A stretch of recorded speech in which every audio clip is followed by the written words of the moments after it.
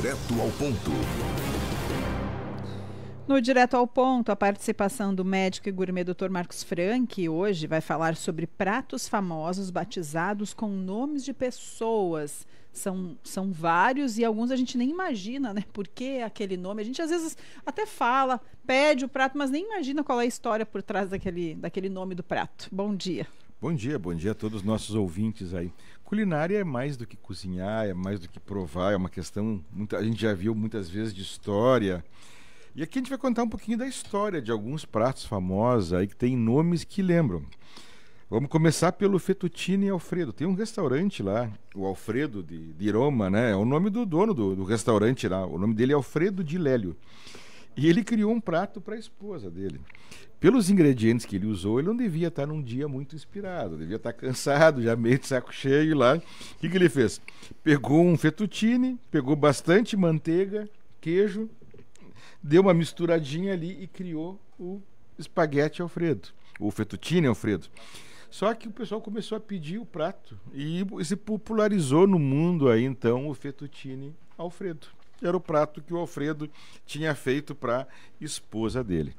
Um prato mais interessante aí que começa a popularizar no Brasil nos últimos anos, inclusive em Lajeado, são os nachos, né? Que são, na verdade, o prato lá os nachos é uma tortilazinha, tipo um Doritos, assim, onde se coloca carne moída, onde se coloca feijão, queijo cheddar, se coloca uma guacamole, né, que é um tomate com cebola, com um pouco de molho ali e abacate.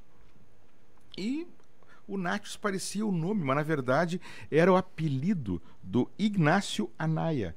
Era um mexicano que fez um prato. Ele montou esse prato, pediram lá, e era um grupo de esposas de militares americanos que estavam no México. E ele bolou o prato lá. Tem um restaurante num clube lá chamado Victory Club no México. E ele fez isso, serviu, gostaram tanto que ficou o apelido dele. O Ignacio Anaya era chamado pelos amigos de Nacho, que é um apelido muito comum, inclusive, no México. Então virou Nachos, o nome do prato. Outro prato famoso aí é a salada César, né? Que o pessoal acha que é em homenagem ao Júlio César, mas não tem nada a ver com o Júlio César. Assim como a cesariana, que é uma cirurgia muito mais recente, então não tem nada a ver com o Júlio César. O pessoal dizia, cesariana porque o Júlio César nasceu assim. Não tinha condições. Lá no ano zero quase da história cristã de fazer uma cesariana em alguém. E a salada César é uma homenagem a um chefe chamado César Cardini, ou César Cardini, que tinha um restaurante em Tijuana. Tijuana é ali na fronteira dos Estados Unidos com o México, de um lado San Diego, do outro lado Tijuana, e ele fez um prato que combina lá uma alface americana, pedaços de frango cozidos e depois desfiados e um molho especial que ele faz lá. Então, isso aí. Outro molho famoso que a gente usa muito e é uma variação do molho branco, a variação do molho bechamel para o molho branco é o acréscimo de, além do leite, da farinha e da manteiga, colocar noz moscada. E tinha um cozinheiro francês que fez esse prato em homenagem a um marquês que era o Luiz de Bechamel. Ele deu uma puxadinha de saco lá no Marquês e criou o prato. O Marquês ele era chefe do palácio lá do Luís XIV, o cozinheiro estava lá, criou uma homenagem para ele e criou o molho bechamel. Algo que todo mundo já deve ter comido em algum momento e não sabia o porquê, é a pizza margherita. E é uma pizza tradicional da Itália, lá conhecida no mundo inteiro. E existia uma rainha italiana lá, Margherita de Saboia, e ela visitou Nápoles. Nápoles é a terra da pizza em 1889. E o que o cozinheiro lá fez? Ele pegou as cores da bandeira da Itália, né? Vermelho, branco e verde. Pegou o queijo, a mussarela de búfalo, pegou o tomate, pegou o manjericão, criou as cores e estava criada a pizza margarita. Simples e tudo mais. Outro prato famoso aí para quem gosta de bacalhau, talvez o nome mais famoso nos bacalhau, né? O bacalhau a Gomes de Sá. O criador dele foi um português, José Luiz Gomes de Sá, nascido na cidade do Porto.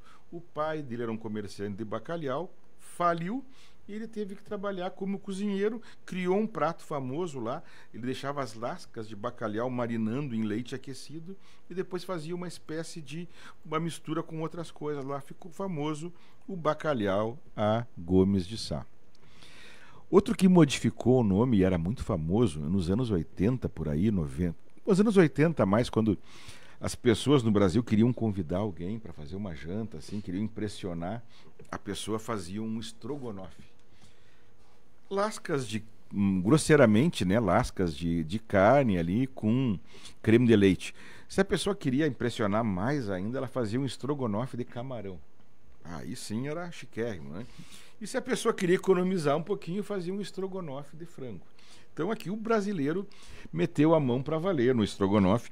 Mas o estrogonofe, inclusive a receita que a gente vai dar hoje é uma receita do estrogonofe mais verdadeiro, vamos dizer assim, mais perto da sua origem. Vai mostarda, vai conhaque, aflambado, vai um creme azedo. Vai que ketchup é também? Não vai ketchup. Eu coloco. É isso aí. A parte de flambar é um pouquinho mais complexa. E vai lá. E eles servem com uns pepininhos em conserva, pequenos. Eu um dia fiz a receita original, quase fui linchado por uns amigos lá. Disseram, não.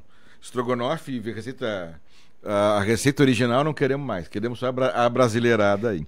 Então, o estrogonofe se deve a uma família de nobres russos chamado Stroganov. Esse é o nome da família e virou no Brasil estrogonofe. O filé Wellington, que quem quiser comer, aqui em Lajeado tem lá no P05, faz um grande sucesso. E na verdade, é um filé mignon inteiro que é colocado uma massa folhada na volta.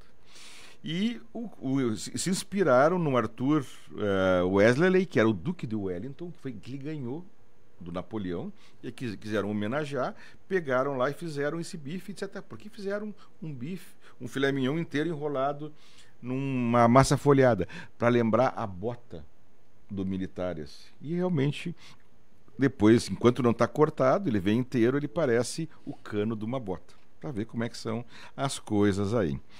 Tem em homenagem ao Rio Grande do Sul, tem um prato famoso aí no Brasil, que é o filé Oswaldo Aranha, que era um político aí brasileiro. Ele trabalhou lá, foi ministro do Vargas, e ele ia todos os dias num restaurante e pedia a mesma coisa.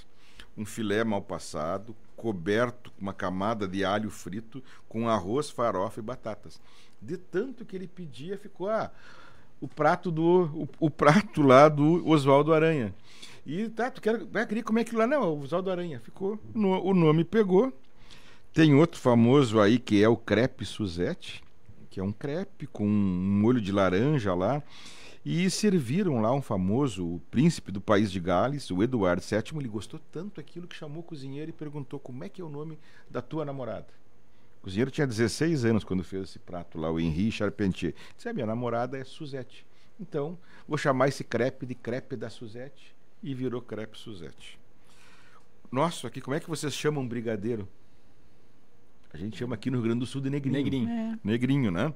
Tem uma conotação aí perigosa, né?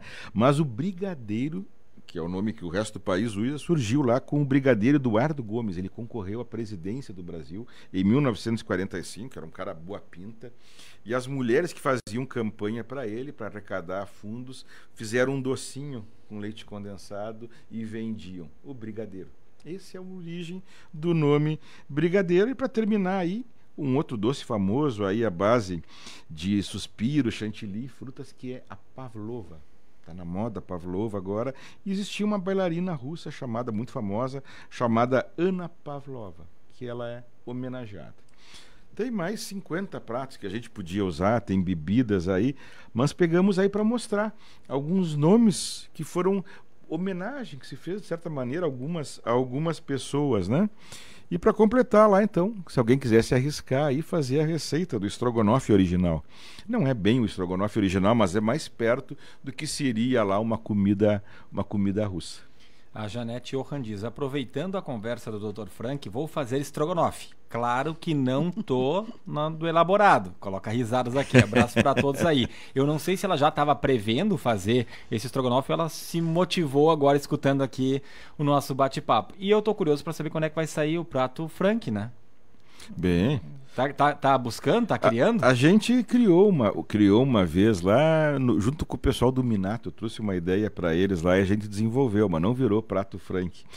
E é um sushi com enroladinho de ovo por cima e vai por cima uma geleia de figo. Continua, tem bastante saída lá, não tiraram do cardápio, acho que funcionou, foi uma criação que a gente fez lá com eles aí. Pode ir lá no Minato e pedir, olha que é o sushi do Frank aí, mas não me lembro o nome que ele tem lá, mas não é sushi do Frank. Tá bom, doutor Frank. A Janete disse que ela ficou motivada, então acho que Olha não tava nos planos dela fazer o estrogonofe, mas essa é a hora, né? E aí o doutor Frank vem aqui, começa a falar de comida, começa a bater ainda mais a fome, né? Mas mais detalhes lá no nosso YouTube também, no site com essa receita então do estrogonofe original. O bom de falar de comida aqui, vocês que não estão vendo aqui, o Ricardo e a Rita, eles ficam já nessa hora salivando aqui, né? É Quanto verdade. mais fala, fica salivando. Acho que o senhor também, né? Acho que eu também, estou pensando no que me espera lá em casa, né? A gente já fica imaginando, né? Então, pessoal, um ótimo final de semana. Daqui a pouco vai a receita aí para o site e que todos possam aproveitar. Parece que vai ser um final de semana chuvoso, então pode ser um bom motivo para cozinhar alguma coisa diferente, né? É isso aí, dá para arriscar, dá para criar um prato e batizar, né, com o nome de alguém, tá homenageando também. Pode batizar lá o filé à Rita, né, a sopa à la Ricardo, tá tudo certo. Valeu, doutor Frank, um ótimo final de semana.